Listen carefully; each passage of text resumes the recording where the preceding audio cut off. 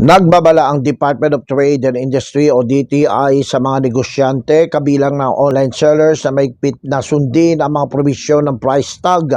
Ito ay sa harap na rin ng pinaigting na pagpapatupad ng Consumers Act of the Philippines.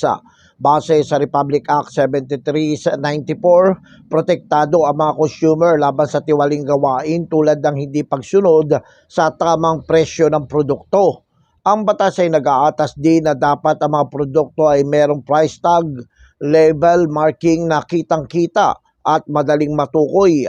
Samantala, pinaalalahanan ng DTI ang publiko, lalo na mga business owners, na ang price tag provision ng Consumers Act of the Philippines ay pinatutupad din sa mga online store. Ako, si Jojo Sikat, walang inaatas ang balita.